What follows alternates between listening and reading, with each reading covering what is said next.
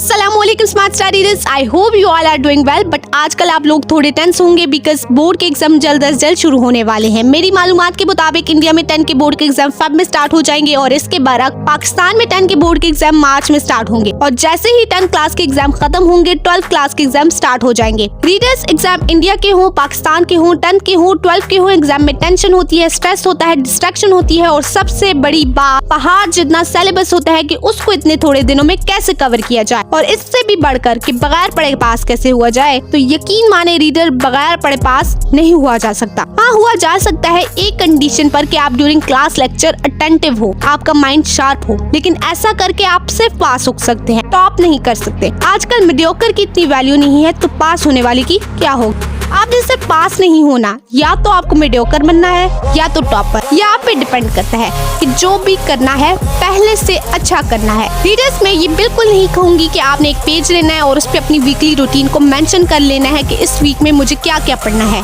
क्योंकि मैं खुद इसको कभी फॉलो नहीं करती थी। मैं बस यही कहूंगी कि अगर आपने एग्जाम क्रैक करना है, 70 to 90% लाना है, तो आपको ये 4 ट्रिक लाजमी अपनानी पड़ेंगी। जोर जोर से बोल के लोगों को स्कीमें बता दे। सबसे पहले नंबर पे आता है माइंडसेट। ये फर्स्ट प्रायोरिटी। माइंडसेट ये है कि आपने अपना माइंडसेट बना लेना है कि मुझे जितने भी दिन एग्जाम के आगे रह गए हैं उसमें मुझे सिर्फ पढ़ना है। मालूम है, तेरे बाप को मत सिखा, चल। मेरी फर्स्ट प्रायोरिटी स्टडी होनी चाहिए।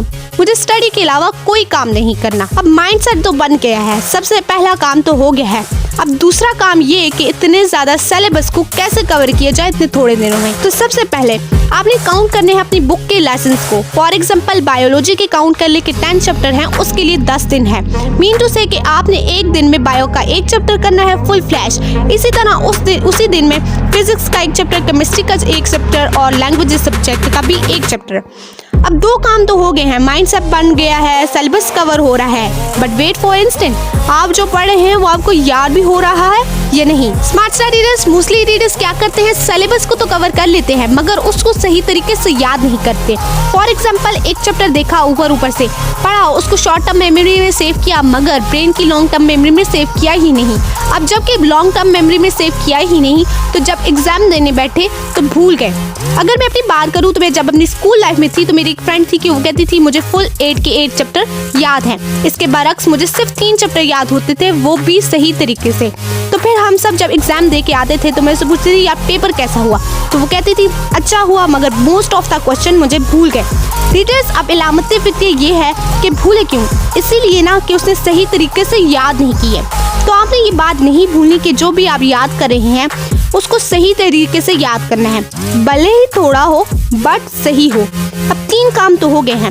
अब जो चौथा काम है वो बहुत ही पुरअसर है और वो ये कि आपने मुस्तकिल होके पढ़ना है। ये नहीं कि एक दिन पूरा पढ़ा और दूसरे दिन छोड़ दिया और कहेंगे तीसरे दिन पढ़ लेंगे, तो ऐसा नहीं करना, क्योंकि बकौल मेरे मुस्तकिल मिजाजी ही कामयाबी की कुंजी है। Consistency is key to success. Alright smart star readers, sum up करते हैं इन 4 ट्रिक्स को। नंबर 1 पे आता है स्टडी माइंडसेट, नंबर 2 पे आता है डिवाइड ह्यूज सिलेबस, नंबर 3 पे आता है बिलीव इन क्वालिटी, नंबर 4 पे आता है consistency. Smart star readers, I believe कि अगर आप इन 4 ट्रिक्स को सही तरीके से फॉलो करते हैं तो आपको एग्जाम क्रैक क्या टॉप करने से कोई नहीं रोक सकता।